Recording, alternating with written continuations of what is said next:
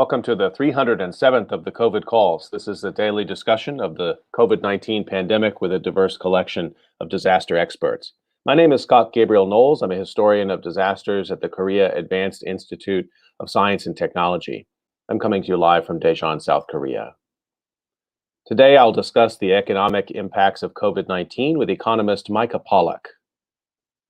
Just a reminder, you can usually catch COVID Calls live on weekdays at 5:30 p.m. Eastern Time. Just go to the COVID Calls YouTube channel to watch. You can hear COVID Calls anytime, recorded as podcasts on Spotify, iTunes, Podbean, or anywhere you get podcasts. You can also keep up with COVID Calls via Twitter using the handle @USOFDisaster or @COVID Calls. Please do help spread the word and send suggestions for future guests and future topics. Please feel free to suggest yourself as a future guest. We continue to get really great suggestions for guests and topics. Upcoming topics include India and Brazil in the pandemic. Upcoming topics include India and Brazil in the pandemic. Please do feel free to send your ideas and suggestions for those or any other topics relevant to COVID calls.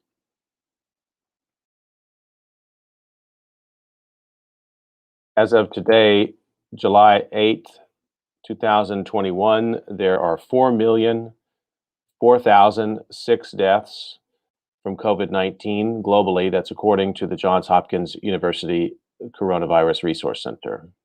4,004,006. As a way to bring some humanity to the numbers, I've been reading a life story or a story of advocacy for those impacted by the pandemic, and I'd like to continue that now.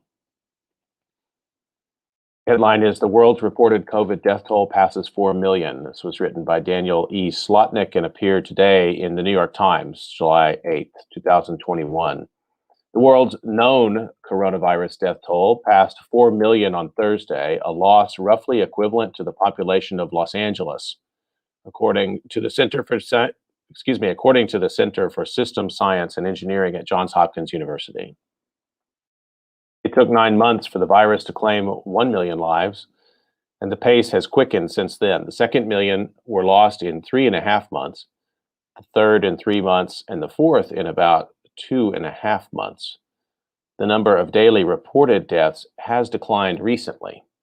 Those are officially reported figures, which are widely believed to undercount pandemic-related deaths.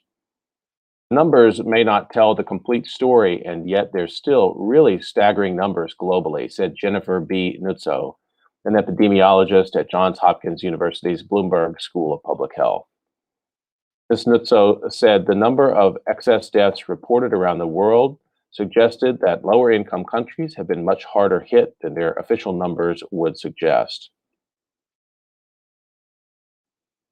Dr. Tedros Adhanom Ghebreyesus, the Director General of the World Health Organization, called 4 million dead a tragic milestone on Wednesday and said the toll was continuing to mount largely because of dangerous versions of the virus and inequities in the distribution of vaccines.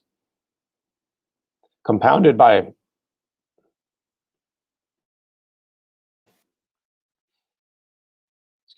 let me take that again. Compounded by fast-moving variants and shocking inequity in vaccination, far too many countries in every region of the world are seeing sharp spikes in cases and hospitalizations, Dr. Tedros said at a news conference. Official death toll numbers tell only part of the horrifying pandemic story. In many places, people have died without family to comfort them because of rules to prevent the spread of the virus, and many countries were completely overrun. The dead overwhelmed cremation grounds in India in May, where at least 400,000 confirmed deaths have been reported, and the actual number is likely higher. That was also the case in funeral homes in the United States, which surpassed 600,000 known deaths last month. The virus has hammered Latin America since the start of the pandemic, and some of those nations have been grappling with their deadliest outbreaks to date. As of Tuesday of this week, 7 of the 10 countries with the highest death rates relative to their populations over the past week were in South America, according to data from Johns Hopkins, and the virus has been a destabilizing force in many countries in the region. Government health data in Colombia show that more than 500 people died from the virus each day in June. The country has also gone through weeks of explosive protests over poverty made worse by the pandemic that were sometimes met with a violent police response. A wave of cases in Peru cost many people their livelihoods, and thousands of impoverished people occupied empty stretches of land south of Lima. In Paraguay, which as of Tuesday had the highest number of COVID-19 deaths per capita of any country during the previous week, social networks often resemble obituary pages. Brazil, which recently passed 500,000 official deaths, had the highest number of new cases and deaths of any country in the past week. A recent study found that COVID-19 had led to a significant decrease in life expectancy in Brazil. Several vaccines have proven effective against the coronavirus, including the highly contagious Delta variant, and death rates have dropped sharply in many parts of the world where large numbers of people have been vaccinated, like the United States and much of Europe. But the virus is still running rampant in regions with lower rates of vaccination, like parts of Asia, Africa, and South America. Some places with relatively high vaccination rates, like England, are also seeing spikes in cases, though fewer of those cases have been leading to hospitalizations and deaths. Dr. Maria van Kerkhove, who works on coronavirus response for the World Health Organization, said that there were more than 24 countries that have epidemic curves that are almost vertical. The virus is showing us right now that it's thriving, she said. Wealthy countries and international organizations have pledged billions of dollars to COVAX, a global vaccine sharing initiative, and nations like the United States have promised to supply hundreds of millions of doses, but those numbers pale in comparison with the 11 billion vaccine doses that experts estimate will be needed to rein in the virus around the world. To date, just under 3.3 billion vaccine doses have been administered worldwide, according to vaccination data from local governments compiled by Our World in Data Project at the University of Oxford. Nearly all have been of vaccines that require more than one dose to be fully effective.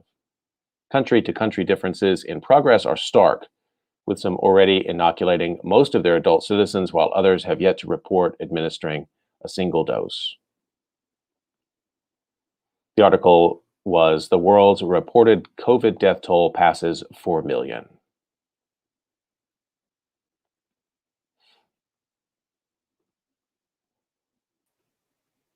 Okay, I'd like to turn to my conversation for today, and very happy to bring my guest, Micah Pollack, on COVID Calls. Let me introduce him. Dr. Micah Pollack is an associate professor of economics and the director of the Center for Economic Education and Research in the School of Business and Economics at Indiana University Northwest in Gary, Indiana. His research interests cover a wide range of topics, including data analytics, applied microeconomics, health economics, especially in the context now of COVID-19, financial economics, regional economics, and more. Dr. Pollack earned his PhD in economics from the University of Illinois in 2011. He teaches graduate and undergraduate courses in the areas of microeconomics, economic history, and other topics. Micah Pollack, thank you so much for joining me on COVID Calls today. Thank you so much. It's a pleasure to be here. Let me start the way I usually do, just find out a little bit more about where you're calling from and what the pandemic looks like there today. Sure. I'm calling from Indiana, and specifically Northwest Indiana, just outside of Chicago. And here in Indiana, things are mostly going well. We're down to about 240 cases a day in the state, which is like 3.5 per 100,000 people. So close to the lowest we've ever had.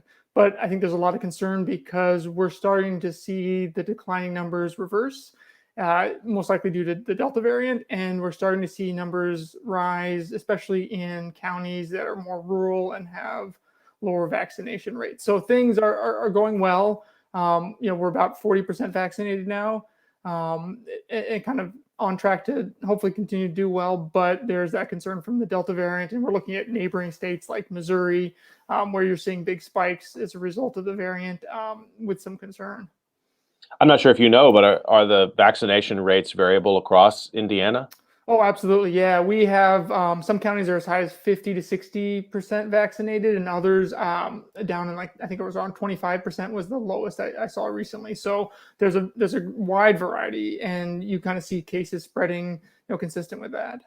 Yeah. So these state level statistics are just a they're helpful to a point, but then you have to dive even further into the data. Yeah, and you see cases rising a little bit now statewide, but that's mostly being driven by actually Southwest Indiana, which I guess geographically is closest to Missouri. And up here in Northwest Indiana, cases are actually continuing to drop. So there's a lot of variety within the state itself as well. I've been following what was going on in Southwest Missouri, as everyone has, and it strikes me that, I mean, aside from just the struggle that the healthcare professionals are dealing with there, and of course the community, that from a media perspective, it's playing out almost in reverse of what we've seen. It's reminded me of kind of reporting that I saw last March, because now reporters can actually go there and they're covering in pretty fine-grained detail, like what the kind of therapeutics that are involved, the teams that are surging in, whereas for so many months it was just everywhere. And now to actually talk about COVID in one specific place, I found that a little jarring almost. Yeah, and we have so much better data reporting now. I mean, you can get case levels at the zip code even, and stuff that we didn't even have in the middle of the summer last year. So you can definitely get a much more nuanced kind of fine-grained picture, which sometimes can be more disturbing, like you said. Let me follow up a little bit and ask if you wouldn't mind sharing, over these past 18 months, what's the strongest memory of this pandemic for you? Yeah, so I was thinking about that, and I've been very fortunate that I haven't had anyone close to me lost due to COVID, which I know puts me probably in the minority. And so if I had to pick kind of the most, I don't know, memorable moment, I think it would probably be back near the beginning. I remember in mid-March, kind of early mid-March, we were just wrapping up teaching classes, about to go into our spring break. And I had friends that, were in Italy or traveling to Italy right around the time that everything was really bad there. And just from talking with them and kind of following what was going on, at some point I came to the realization that, this is going to hit here and we're not going to be able to stop it. And it's going to change our way of life for some time. At the time, I didn't know how long it was going to be, maybe 6 months, maybe 9 months, maybe a year. And I remember coming to that realization. And then I remember a conversation I had with a colleague who, was about to go teach their last class before spring break. And I basically said, look, I don't think we're coming back after spring break to our university classes. I think it's going to be shut down, and I don't know what's going to happen over the summer. And that kind of just struck them with surprise, because they had the completely opposite opinion. And then when things played out, I really wasn't too surprised. I mean, the lockdowns, things like that just kind of seemed consistent with, how severe it was. And I still remember kind of that moment when I realized, okay, this is going to be a big deal, and we're going to have to deal with it, and it's not going to go away anytime soon. And then if I can, maybe a second moment would be at the end of March this year, when I got my first dose of the vaccine, was another, very kind of memorable moment. And in between that, I have two little young kids, so it's all been a blur and wild and screaming kids and Zoom and everything. So, as I'm sure many other people have, Well, but those two kind of bookends of the year really made a big difference. Good on you for pushing through all of that, and I can totally relate to that. And I'm glad everybody in your orbit there has been healthy. And do you mind if I ask where you, in what context you were vaccinated? Was it like big arena stadium kind of thing, or local drugstore? It was actually at our county fairgrounds, one of the vaccination sites, and I basically went and did kind of wait list the day that I became eligible, and was lucky enough to get vaccinated.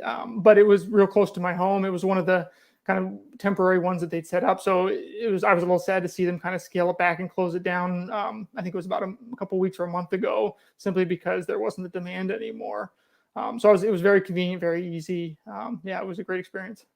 I hope researchers were able to capture the I don't even know the word to use, the sort of the anthropology, the culture of those sites, because so many people have described what it was like.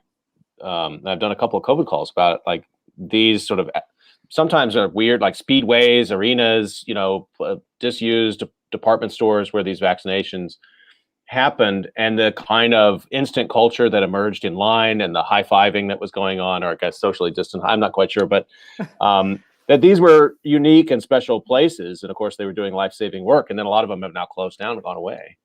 Yeah, and I think that it's kind of like getting hyped up for a concert or something, right? You've spent a year getting excited for this vaccine or so, and then the day comes and it's going to be someplace, like you said, that you weren't expecting. And in a sense, it was almost like anticlimactic because it's over so quickly and you move on, right? And then you're just waiting around to make sure you don't have any, side effects, and then it's over. But it was just such a key moment that you build up to for so long. Quick reminder, you're listening to COVID Calls. I'm talking to economist Micah Pollock today. Micah, tell me a little bit about your research trajectory pre-COVID. Yeah, so I have kind of I don't know if it's unique, but maybe unusual one in the sense that I had an advisor in grad school who kind of identified this early on, that the way I like to look at things and the way I like to do my research is I find something that is an unusual question or it kind of interests me. And then I just say, well, let me dig into that and kind of look closer at it. And so I have kind of an eclectic set of research, I guess you could say. I've done some financial economics research and published in finance journals, as well as as an educator, I'm very interested in the scholarship of teaching and learning. So I have a number of publications there as well. And then a really big part of my research is actually regional economics, because I'm here in Northwest Indiana, right? I teach in the city of Gary. And there's just this incredible economic history of the steel industry and U.S. Steel and racial diversity and racial issues, and all kind of condensed down into one place. And then you have population migration. You have this this city that in the 50s was a bustling metropolis, and then lost more than half its population in the following decades. And so it's just a fascinating geographic area. And so I do a lot of economic research on Northwest Indiana. And that's actually what got me into looking at COVID data, because I regularly would give presentations and talks about what's going on in the economy. And starting March of last year or so, the economy became intertwined with COVID. And so to understand what was happening with the economy, we had to understand what was going on with COVID. And that's kind of how I got sucked into looking at COVID data. And then from there, it's kind of just snowballed again. When I see something that kind of interests me, a challenging question or problem, I like to go after it. And so that's kind of how it snowballed from there.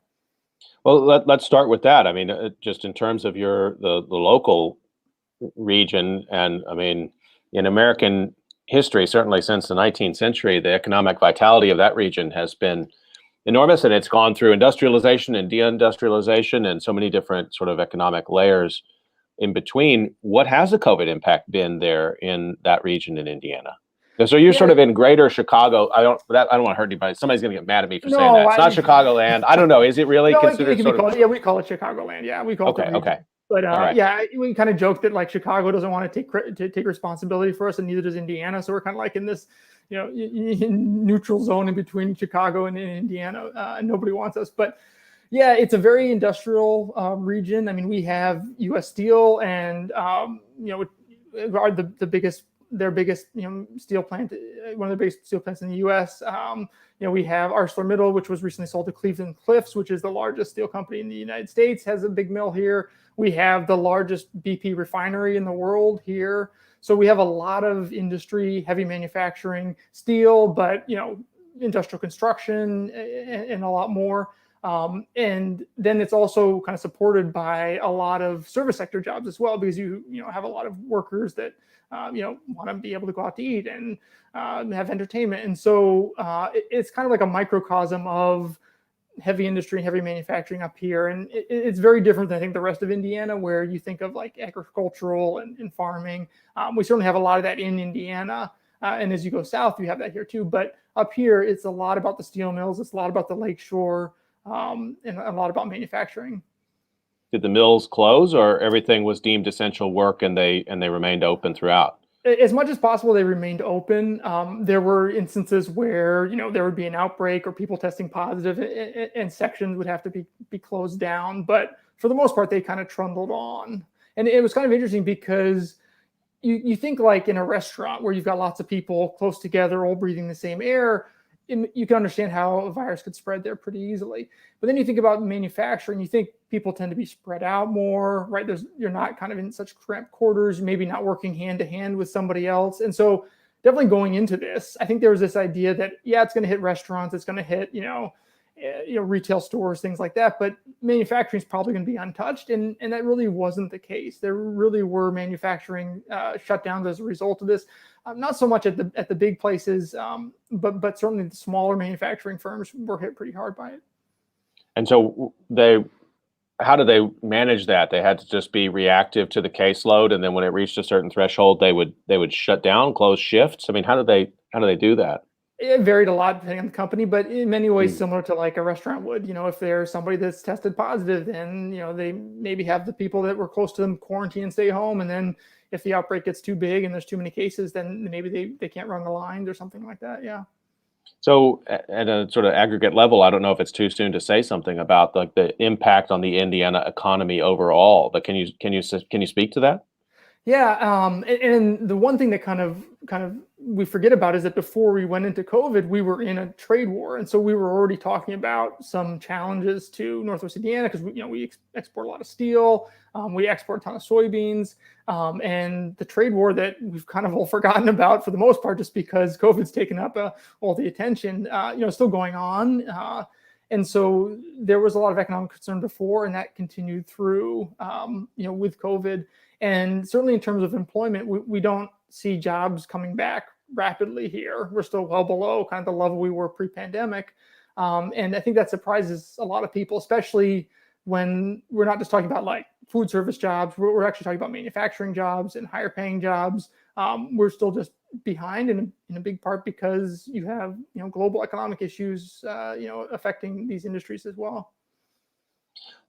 Just to come back to one thing about the essential work aspect, I know that the meatpacking industry got most of the attention along those lines because the previous administration actually released an executive order demanding that that industry remain open and staffed. And I mean, even at that time, there was discussion of somehow we bring the National Guard in and keep the meatpacking plants open. I think that some of that, of course, was based in the reality of what the terrible things that were happening in those plants. But some of it also was a bit of stagecraft, I think, to calm national nerves so that people didn't feel like their food supply was going to be disturbed. And, sort of come back to some of the industries that have legacy industries there where you are in Northwest Indiana. I didn't hear a similar discourse around steel, but maybe I wasn't paying attention. No, I think you're right. I think people connect directly with meat packing, right? They see, I'm buying chicken that I can see being manufactured here, but there are more steps with a lot of the other products that we make here, like steel, right? It's hard to go from the idea of a steel beam to like an automobile, right? It's not as intuitive, and so I think that kind of separated us a little bit from the end consumer, and so maybe it was not quite as surprising story, when things went down. And it's also true that, steel's not as perishable as meat, right? So, Sure. We have stockpiles and we can rely on that as well. So, whereas, you can't stockpile chickens as easily. Well, let's zoom out to the national economy a little bit. I mean, we are still in the pandemic, so we can't speak as if we can make, conclusions at this point. But I am curious the kind of trends that have caught your attention and what can be said at this point of the effect of this pandemic on the national economy. Yeah. So, it's a fascinating time to be, an epidemiologist or a virologist or something like that. But it's also a fascinating time to be an economist because, this is not a usual recession. I mean, often if you think back to like the 2008, 2009 recession, there was some weakness, right? In that case with mortgage markets and loans and things like that, that then collapsed and caused the recession. Here, it's very much an external force, and it's one that doesn't really affect the factors of production in the way that other crises do. And so it's more like an on-off switch. And so compared to other recessions, in some ways, we're surging back much faster than we ever would have expected because nothing was really, permanently altered. But in other areas, in particular labor, we're seeing really big consequences. And I think it's not a coincidence that national headlines have focused a lot on labor and unemployment insurance and extensions of benefits and things like that, because that's the one area that I think we'll see the most kind of long-term changes as a result of the pandemic.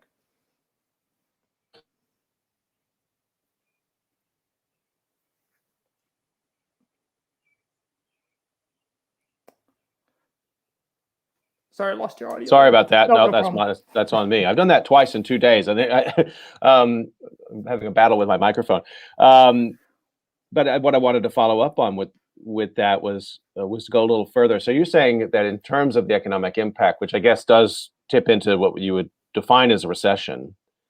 Yeah, I mean, Um, they haven't formally announced that it's a recession yet, but usually these things take take effect after the fact, right? So once it's over for the 6 months, they'll say, yeah, this is official start and end date of recession. Yeah.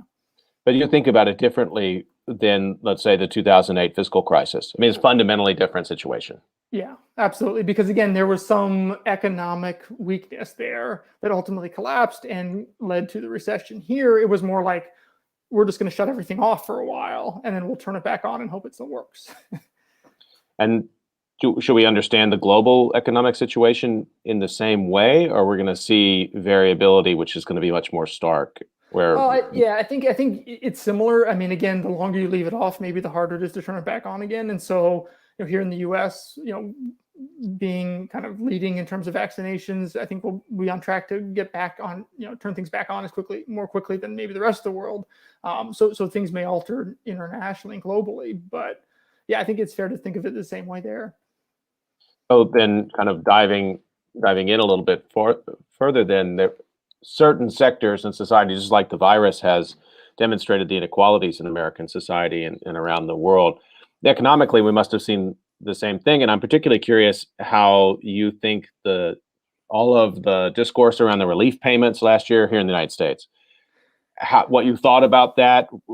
Was it being explained well enough? Do people understand the need for individual relief, or these checks just arrive and people thought, okay, I'm sort of curious how you assess that moment in policymaking, because it's rare when Republicans and Democrats agree about even the time of day these days, but those checks went out pretty quickly. Yeah, I think that's just a testament to how much people were hurting at the time. And even if things could have gotten worse, they were very much on the brink of getting worse. I mean, when you talk about, evictions, people losing their houses, people, going into poverty, I mean, it could have been a lot worse. I do think that the relief payments made a big difference. I mean, I still remember the quote of the person that said that, the relief payments allowed her to do something that she hadn't done before, which was feed her kids 3 square meals a day. Right. And, that has an effect on the population. I think it was, probably an equalizer in the sense that, there was a minimum amount of money that you could count on.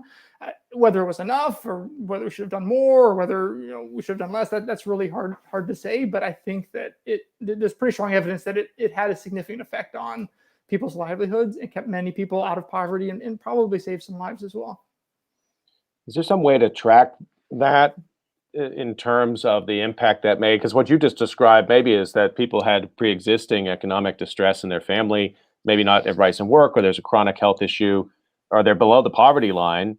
And then these relief payments come in, yes, because of COVID, but it actually maybe briefly bumped their income level up to where they could do things they couldn't do before. That's an important phenomenon that I don't think has received enough attention. Yeah, I mean, I'm sure this will be the focus of research, in years to come. But in a sense, we had a little mini experiment with universal basic income. In a sense, right? Not for a whole year, but for a couple months there. It was universal basic income, and I think that changed people's perspectives on what income is and how the government could potentially help people.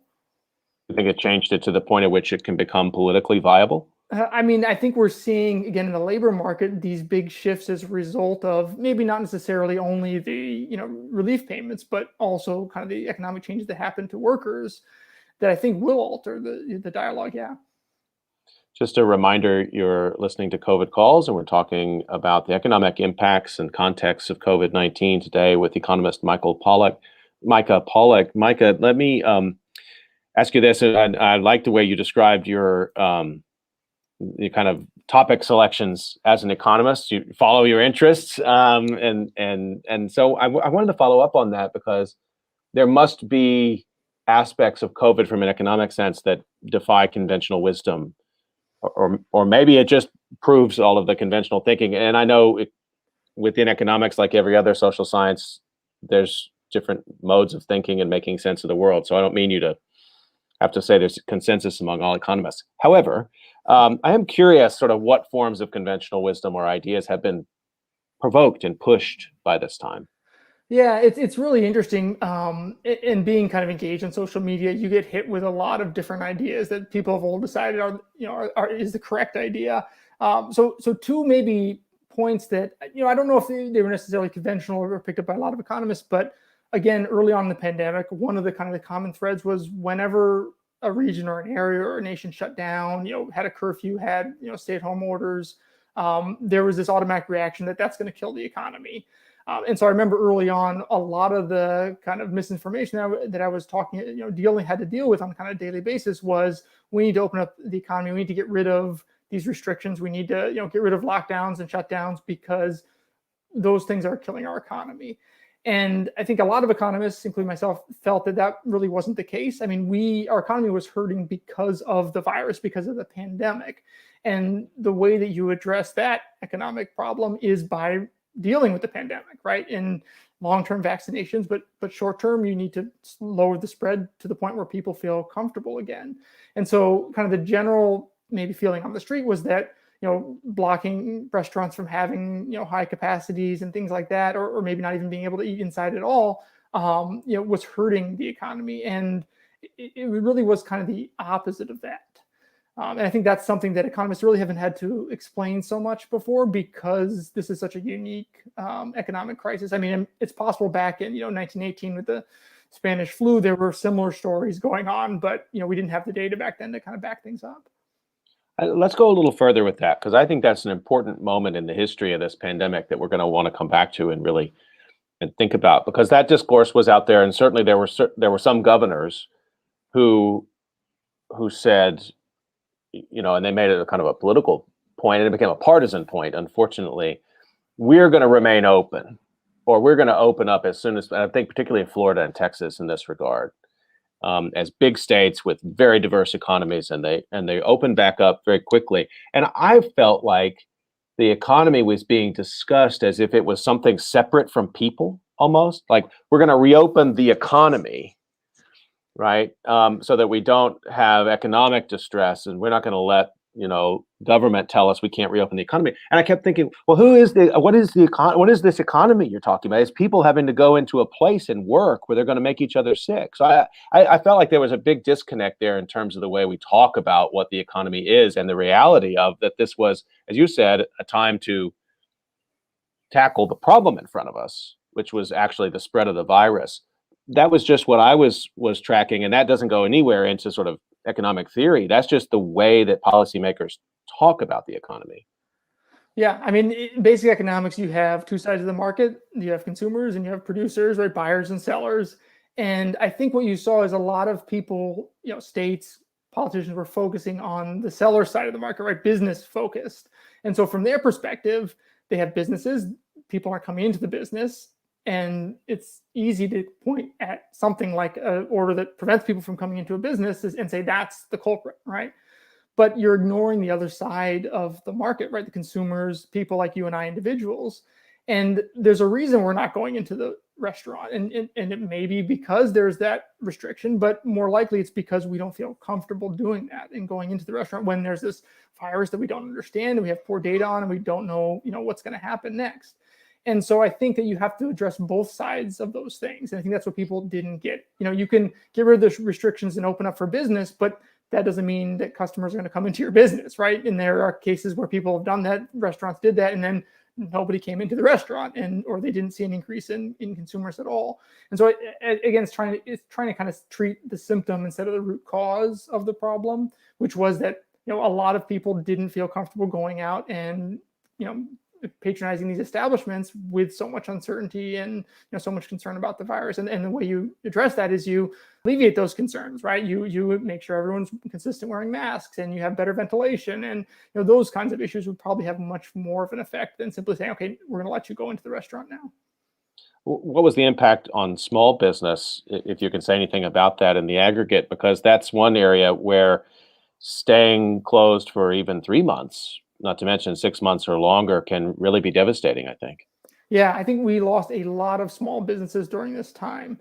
The positive side of things is that it really forced a lot of businesses to innovate in ways that they weren't expecting, right? And so we had restaurants that simply shifted to delivery only, right? And they restructured their whole business plan to reflect that. And I think those that innovated and kind of stepped up to the challenge, for the most part, did well. And some, discovered ways of doing business that they never knew were possible before, and they're not going to go back.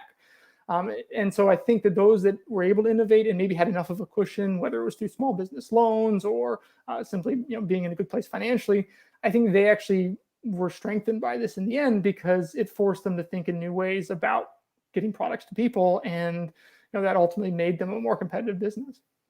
One of the arguments I heard last summer now was that we needed a more vigorous policy to actually just pay small businesses to remain closed, instead of putting them in this sort of decision where they're like, well, can I stay open? Can I partially close? How do I innovate?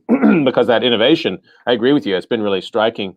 Maybe not every type of small business could figure out how to do that. I don't know, would it have mattered had there been direct payments to businesses, small businesses, over a longer period of time so that they could just make the decision, we're staying closed? Yeah, I think it would have helped a lot. I mean, we wouldn't have lost as many small businesses, but at the same time, if you just could close your business and not have to worry about income for 3 months or 6 months or whatever it is, then you have less incentive to innovate in a sense, right? You just say, okay, well, I'll just shut everything down, take my government payment, and then reopen exactly the same way.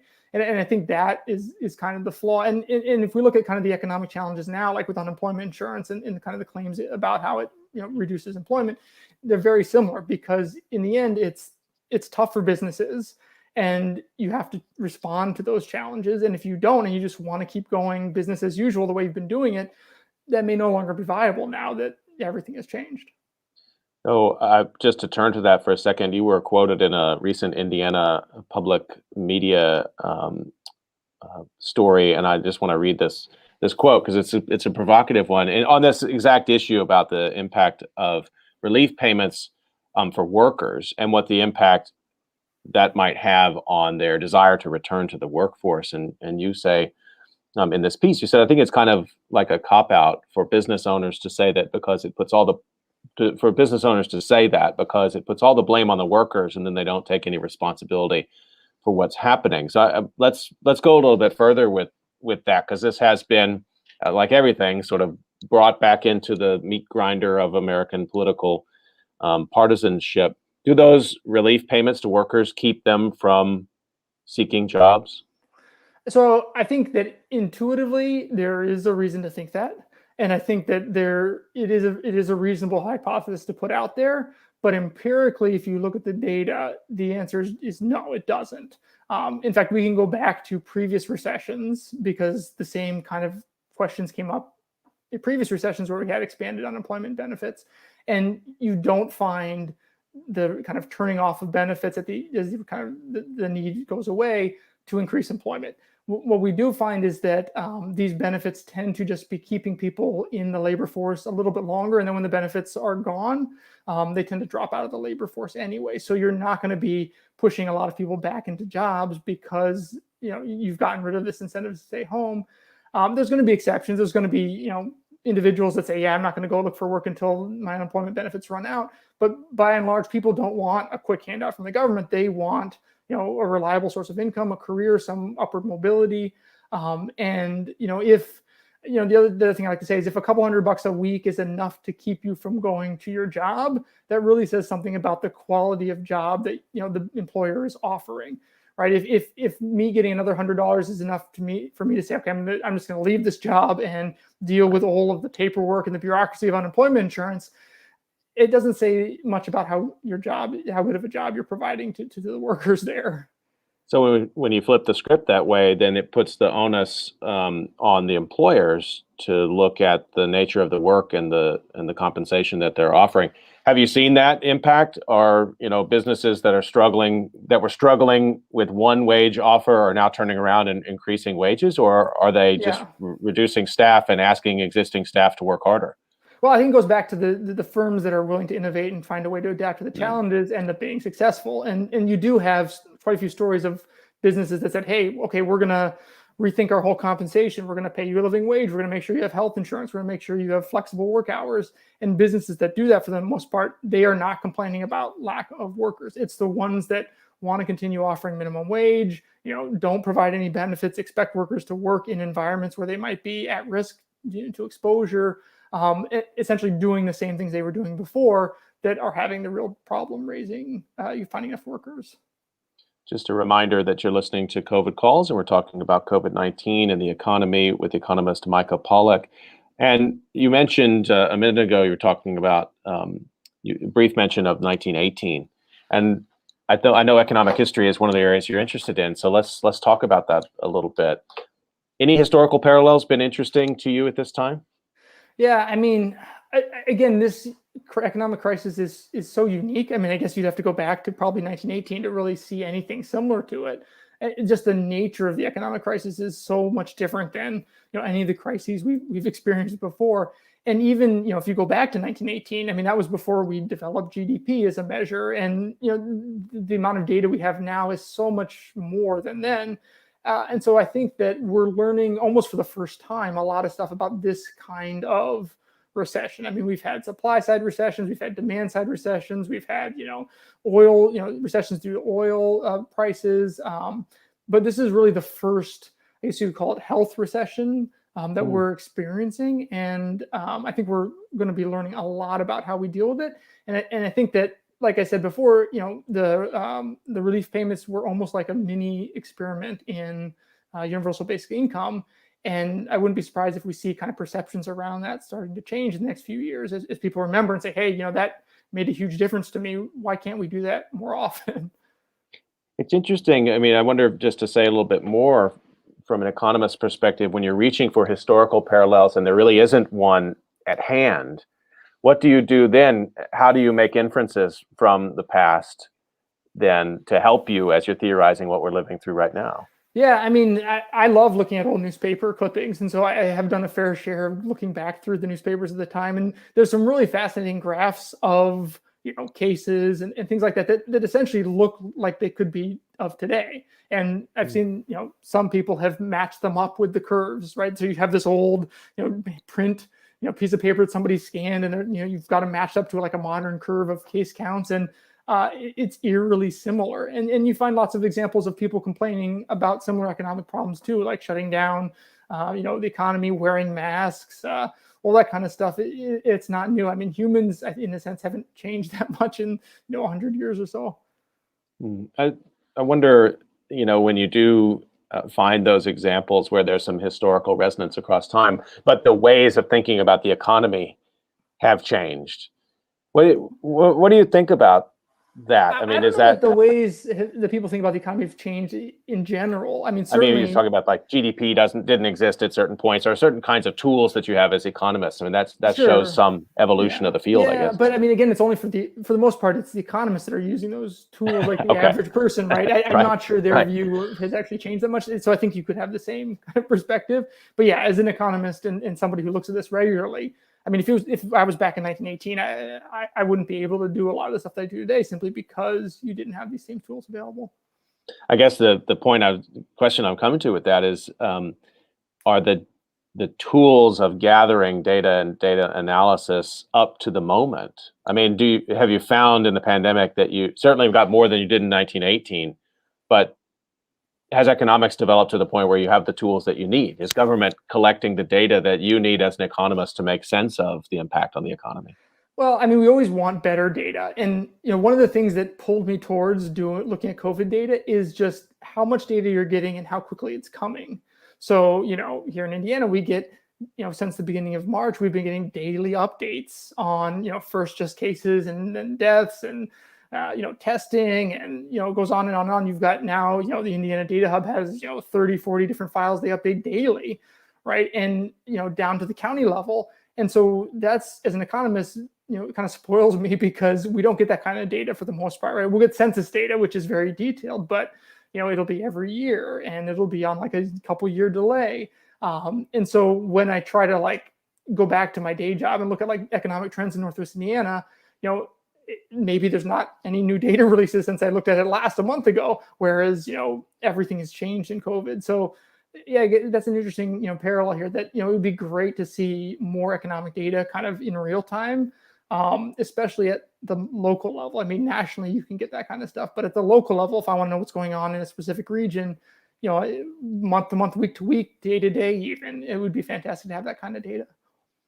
That's a nice, honest observation. The economist with some bit of envy about the data flow. Of course, the context being one none of us would choose, but still, the flow of health data has been really remarkable. I think most people interact with that day by day with these tremendous data visualizations that news organizations have turned into both a science and an art form simultaneously. It's been impressive to me, although I have to say I have to rely on others usually to get one level beneath those and really try to understand if the visualization is doing what it should, if it's convincing me of the right thing, if I'm taking into account all of the factors. I know data visualization is something you're interested in. What have you thought about this time in terms of taking complicated data sets and rendering them into something that a non-expert can perceive quite quickly and make a decision about? Yeah, it's really a double-edged sword, because having access to so much data makes it easy to see the kind of visualizations that you want, but at the same time, it's very easy to make a mistake in the visualization, or have the data portrayed in a way that is really not kind of the story the data is actually telling. And so I think it's create opportunities for lots of information and kind of expanding people's awareness, but also some misinformation as well, because I mean, again, statistics can be used to make a lot of different arguments. But for me, coming from a background of education and being in the classroom, my goal has been from the beginning has been to create visualizations that help people understand how to understand the data, and to read the data, and to look at the data. And a lot of this pandemic, on social media, I've been trying to kind of hone those skills.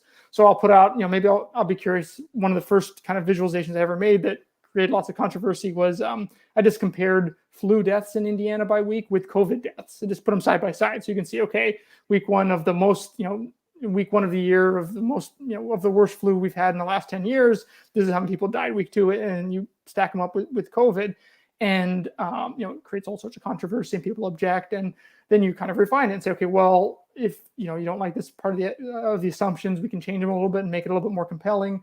And it's really kind of an iterative process where you kind of take the data and find the way that works best. So, I tend to make a lot of graphs, and then 90% of the time I throw them away because they don't really convey a clear story. But then, that 10% you get to save and kind of work on and refine. And I think I've been able to come up with some compelling graphs and kind of visualizations over the course of the pandemic. And I kind of use that for my own sake, for when I'm thinking about how do I teach material in the classroom, because I have a limited amount of time with the audience, whether it's students or people on social media. So what is that one thing I can show them that will kind of convey as much information as clearly, as possible? That's really interesting. We've talked a lot about the skills of health communicators in this time, the problem of taking what's often contradictory or confusing uncertainty in the epidemiological statistics and try to give life-saving advice to people. You're describing something that's not that different. I mean, you're trying to take really complicated, often messy data sets and turn it into something that can grab people and provoke them to ask further questions. Maybe you don't see it that way, but I mean, your description of it. That's exactly what I see. I'm trying to distill it down to kind of the most important points and then express them in the most kind of direct, clear way possible. So what was the objection to the flu, COVID? I mean, that discourse was weaponized to a certain degree by the former president of the United States. So I get that. But I mean, just in terms of as a question to consider, that's a good question to ask, isn't it? Oh, there's a long laundry list of objections. Things like, we don't have a vaccine for COVID, but we do have it for the flu. So you have to adjust for like whether they're vaccinated or not. We don't test, in the same way. We maybe at the time a big objection was that we were overcounting COVID deaths, so that we were counting things that were not COVID, maybe even counting flu deaths as COVID deaths. And like a lot of these things, there tended to be a long laundry list of objections. And again, this kind of fit with what I was trying to do actually perfectly fine, because I'm trying to distill it down. And so if these are objections, are there ways that I could address them? Like I think the first graph I made, it was just the last year's pandemic or last year's flu data. And then someone was like, well, yeah, but last year was an unusually light year. So I say, okay, so let me go back and find what was the most deadly, flu season in the last 20 years in Indiana. And let's use that instead. And then you kind of slowly whittle away at the objections. And some you'll never convince, but if you can kind of preemptively deal with as many objectives as possible, then I think that makes it more of an effective visualization. What were some of the other visualizations that people found compelling that you've created through this time?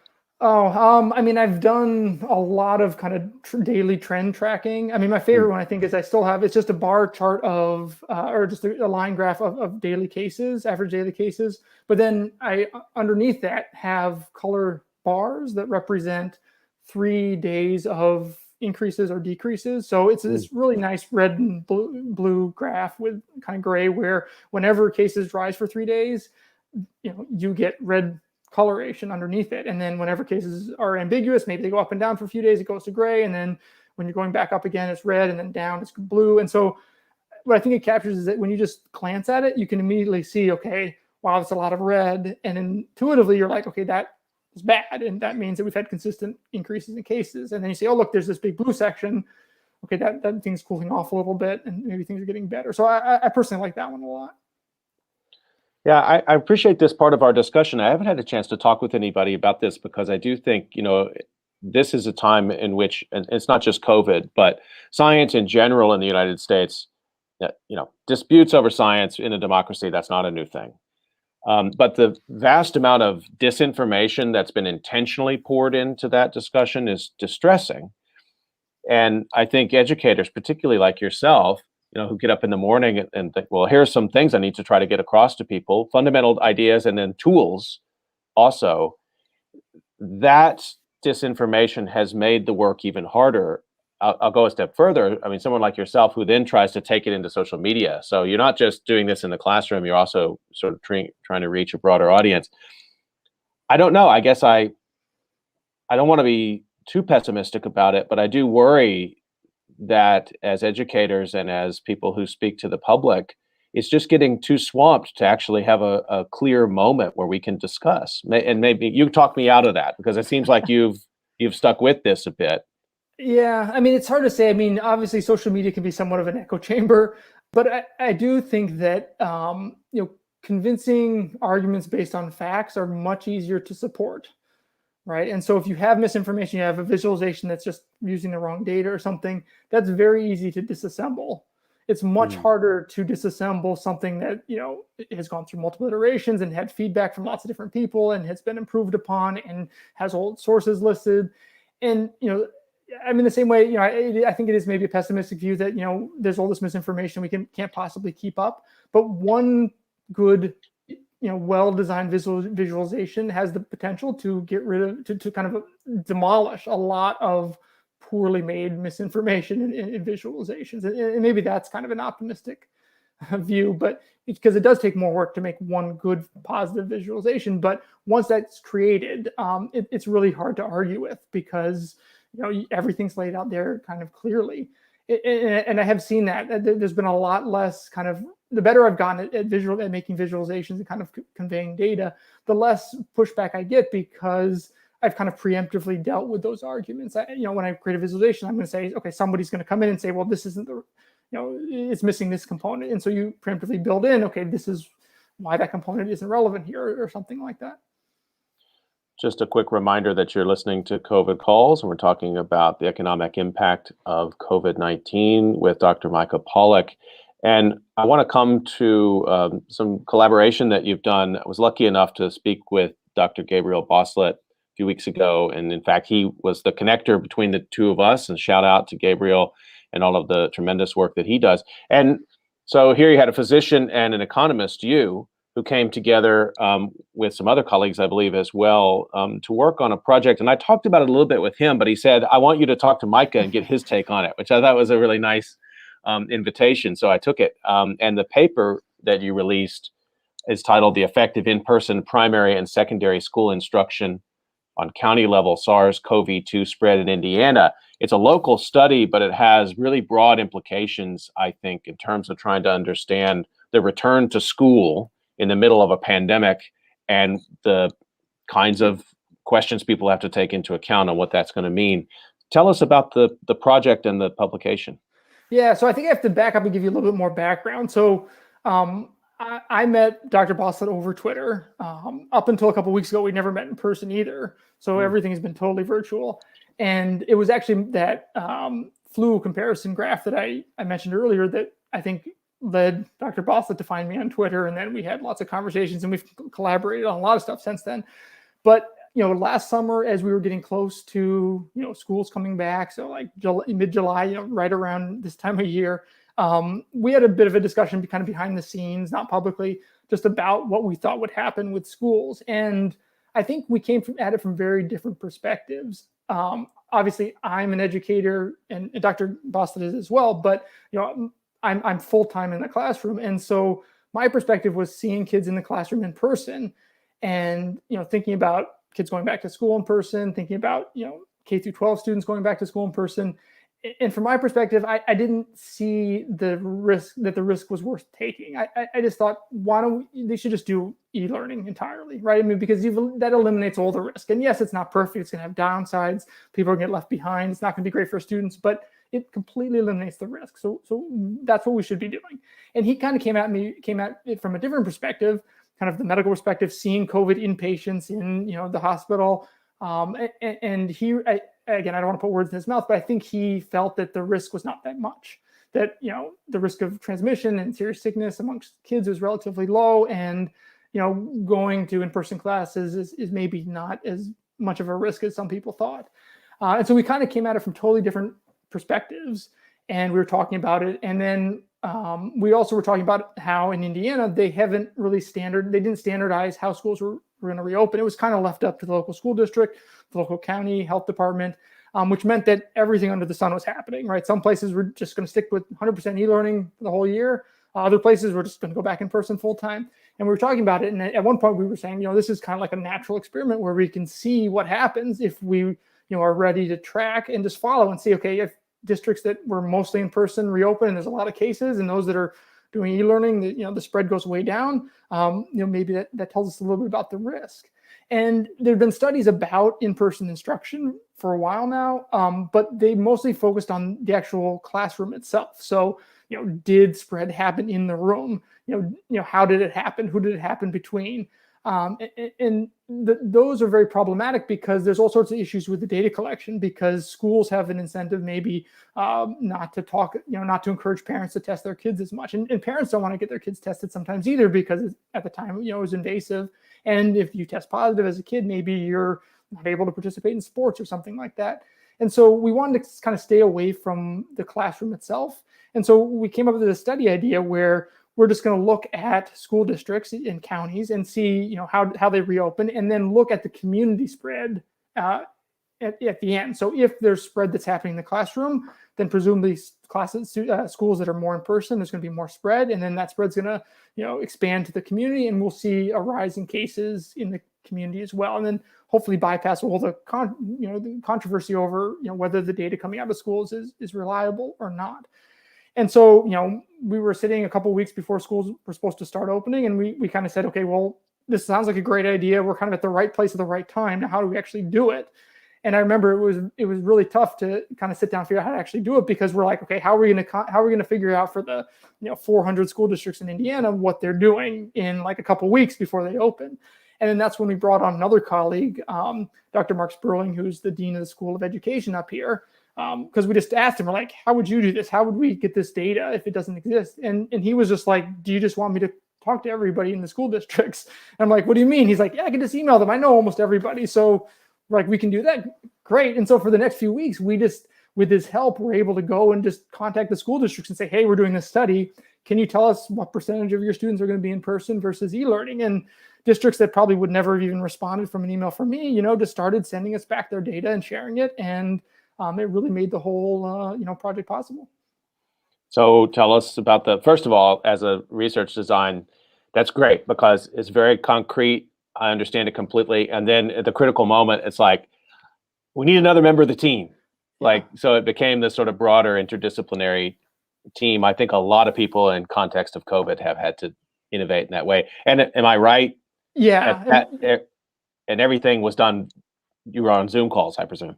Yeah, we've never met. I mean, I met Dr. Boston in person a couple weeks ago, but other than that, I've never met any other. Well, I know Mark Sperling, but I didn't know any other collaborators, in person. We brought in a couple other people too as well. Someone, Dr. Zhang, that's good at, is in biostatistics to kind of ensure that we're using kind of the latest techniques. And we had a medical student as well, Rebecca Roll, who helped with the data collection because it still was, time consuming to get all this data collected. But that was another bright spot. It was probably the most enjoyable collaboration I've done on any project, because it wasn't just a whole bunch of economists talking about the same topic with the same background. It was, doctors and biostatisticians and education and all kind of coming together to work on it, which was really great. I like the way you describe it. And what were your findings? Yeah, so I think we were both a little surprised. I was expecting to see a pretty big effect. Gabe was expecting to see a pretty small effect. What we ended up seeing was that there was an effect, statistically significant, but it was maybe kind of a mild level. So I can give you some numbers here. So we kind of played with these scenarios, like what if all schools in Indiana had opened with 25% more in-person learning? How would that have changed the case spread? And we found that if they did that, if during kind of the 90-day period we looked at after schools opened, if there had been 25% more students in person, it would have added about 1% more cases during that time, which is not that huge. Of course, that kind of got phased in slowly because schools open at different times. If overnight we kind of flew through a switch and everybody was 25% more in person, that would have added about 2.5% more cases.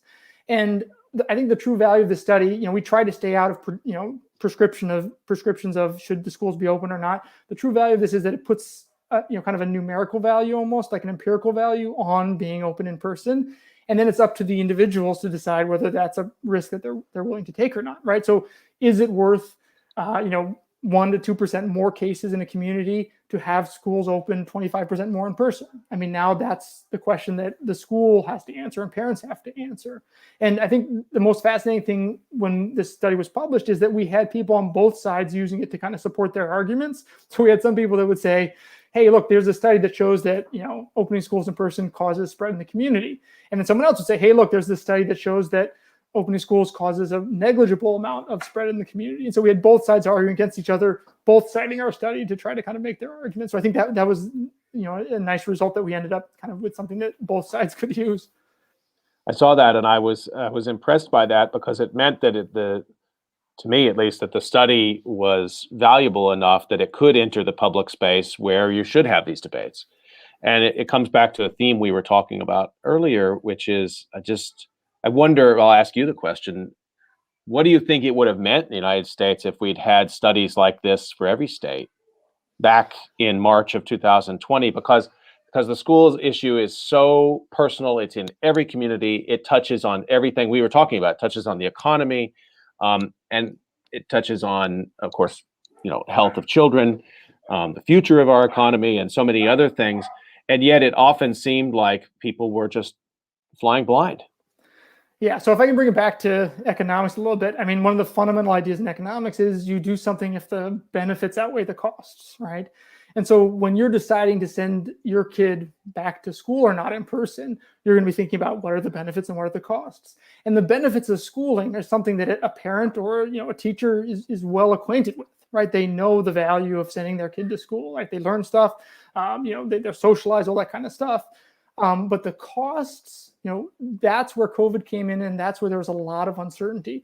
And so I think most of the arguments we saw last year around in-person schooling were people had different expectations of what the costs were, right? So if you think the cost is incredibly high, you're going to be opposed to sending your kids back in person. If you think the cost is very low, those benefits are going to outweigh the cost and you want them to go back in person. So you have people that are arguing that are not really arguing about the idea of sending kids back to school or not, but they're arguing based on their kind of different prior ideas of what the risks are.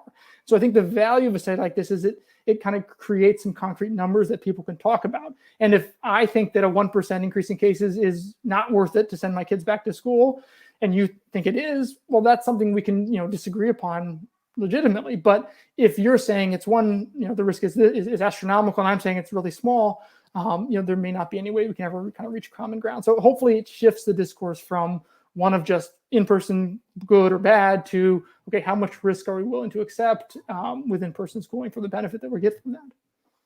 It's really important. And I think, again, it shows maybe, again, where the social sciences are absolutely essential to policymaking. And, to try to do this kind of thing in the middle of a pandemic, it was really too late. And so, to me, at least, one of the, as we move in the United States, moves to the next phase of this pandemic, we need how many of these kind of studies across the whole country at the county level and maybe, more at the metropolitan level, so that, again, when these kind of decisions have to be made, and they will have to be made, they can be made so that the discussions can move to some sort of common ground, as you said. And I'm not naive in the way that this can be, as you said, can be used by both sides to make the case they want to make. That's fine, but to be operating in a sort of data-free environment, as many school districts were, that was really distressing, I think, to a lot of people. Yeah, and I think you're right. I think that's where a lot of the, just not knowing, is sometimes the biggest stressor there. I mean, if you have data you can point to and say, look, there is a risk, it's statistically significant. We've identified it, but it's this magnitude. I think that will, kind of make the conversation much more civilized, and I think will help people a lot. And we're hoping that that's what happens with this. I mean, it's been a year, since schools are reopened. We're coming up on reopening again. We're hoping that this will be helpful for policy decisions. Obviously, the circumstances have changed. We did this study before, we even had the UK variant, and now we've got the Delta variant, and potentially more variants coming. So, it's not the same circumstances, and people will point to that. But at the same time, we also have a large percentage of the population vaccinated. So maybe those two things balance out, and maybe this is still a reasonable approximation of what we might expect in the fall. But we really hope that in the fall it will be a useful study that people can use to argue with their school districts, or the school districts can use to kind of make the parents feel a little bit more comfortable about things, and hopefully will affect policy as well. Almost up on time in my discussion with Michael Pollack, and I just wanted to close out, Micah, and sort of find out. It's been a really interesting discussion. Thank you, and just sort of thinking, what are you working on now? We've talked about we talked about the labor market. We've talked about decision making and school return. You have a pretty wide brief of interest. What is sort of at the top of your list as we're going into moving into the fall? What kind of projects are you going to be working on? Yeah, so it's good timing because I'm actually going to be taking a sabbatical in the fall to work on a book project that's totally unrelated to COVID, unfortunately. So it won't tie into this perfectly. But I do want to go back to some of this data we collected, because for this paper we have data on how schools opened, and we looked at the COVID risks and kind of some health impacts. But there's so many other aspects we could look at. I mean, just looking at, again, this natural experiment of schools, some schools being in person, some not. And some doing hybrid, there's got to be other consequences as well. Like, what did it do to the students' achievement, right? If you were entirely online versus entirely in person, do we see a difference in the school district outcomes? If you're in some kind of weird mix and going back and forth and changing your schedule every week, does that end up being more detrimental than just committing to being totally online the whole time, even though that has its own drawbacks? So I think some avenues of research like that will be kind of interesting to look at, and maybe we'll bring Dr. Bosslet in again to kind of help out with that as well. But yeah, those are some of the things that I'm kind of working on. Just a reminder, you've been listening to COVID Calls, and you can catch COVID Calls most weekdays at 5:30 p.m. Eastern Time, and we'll be back on Monday with more COVID Calls. And I want to thank my guest, Michael Pollack, for a wide-ranging conversation about the economic impact of COVID-19. Micah, thanks so much for your time today, and good luck with the book. It sounds fascinating, and with your future work. And I hope we can get you back on at some point, maybe with Dr. Bosslet. That would make an interesting conversation. Thanks again. Yeah, thank you so much, guys. It's been a pleasure. Stay healthy, everybody. We'll see you next time on COVID Calls.